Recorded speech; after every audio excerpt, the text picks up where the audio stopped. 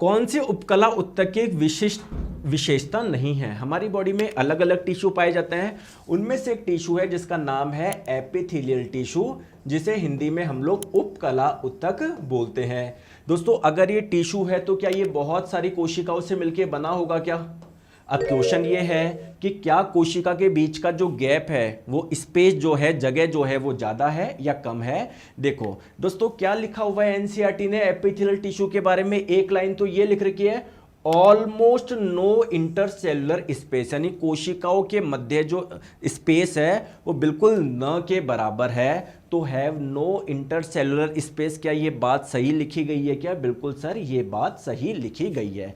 आ जाओ दूसरे इस पे नजर डालो, देखो क्या लिखा हुआ है इस टिश्यू के बारे में। दूसरी लाइन ही कि एपिथेलियम बोल दो या एपिथेलियल बोल दो, बात बराबर है।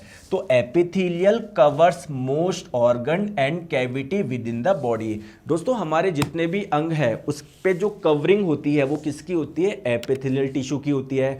हमारी बॉडी के अंदर जितनी भी कैविटी है, जितनी भी खाली जगह है, उसके चारों ओर जो कवरिंग होती है वो किसकी होती है? इसी टिश्यू की होती है। क्या ये वाली बात भी बिल्कुल सही है क्या? बताओ। आ जाओ, और क्या लिखा हुआ है एनसीईआरटी में? आ जाओ, एनसीईआरटी में लिखा हुआ है एपिथेलियल टिश्यू में ही कि epithelial tissue cells are tightly packed. मतलब ये टिश्यू जिन कोशिकाओं से मिलकर बना हो ना, वो आपस में बहुत टाइटली पैक है, बहुत चिपकी चिपकी है। तो क्या मैं बोल सकता हूं क्या ये वाली भी आप लोगों की बिल्कुल सही है? आ गई बात समझ में? चलो अब दोस्तों लास्ट पॉइंट देखो एनसीईआरटी ने क्या लिखा हुआ है और इन्होंने क्वेश्चन में क्या दिया हुआ है, ध्यान से आप लोग समझो प्लीज, है ना, मेरी बात को आप लोग ध्यान से समझो। देखो, ऑल एपिथेलियम एज, यानी जितने भी उपकला उत्तक है उसके बारे में क्या बोली जा रही है? Is usually separated from the underlying tissue. देखो मेरी बात को ध्यान से समझो दोस्तों, जैसे मान लो ये एपिथेलियल टिश्यू है, ये उपकला उत्तक है, जो मैंने लाल कलर की पट्टी बनाई है ना, वो मान लो उपकला उत्तक है। दोस्तों, हमारी बॉडी में बहुत अलग अलग टाइप के टिश्यू पाए जाते हैं।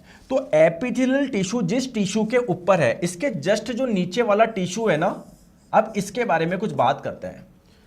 देखो, underlying tissue bye an extra cellular fibrous basement membrane, इसका मतलब क्या है कि एपिथेलियल टिश्यू यानी उपकला उत्तक जिस टिश्यू के ऊपर है, उनके बीच में जो गैप है, मतलब बेसिकली इन दोनों के बीच में अंतर क्या है? इनके बीच में सेपरेशन किस चीज का है?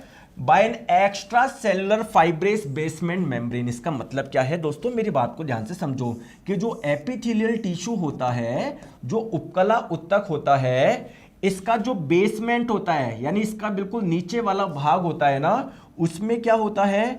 ऐसे फाइबर, यानी ऐसे आप लोगों को रेशेदार क्या मिलेंगे? रेशेदार क्या मिलेंगे? पार्ट मिलेंगे। और यही रेशेदार जो पार्ट है वो उपकला उत्तक को और इसके नीचे जो कोई दूसरा उत्तक होगा उसको अलग करता है। जबकि देखो ऑप्शन में क्या दिया हुआ है? Separated from the underline tissue bye a cellular non fibrous. Non fibrous नहीं होता ये फाइब्रस होता है, फाइब्रस होता है।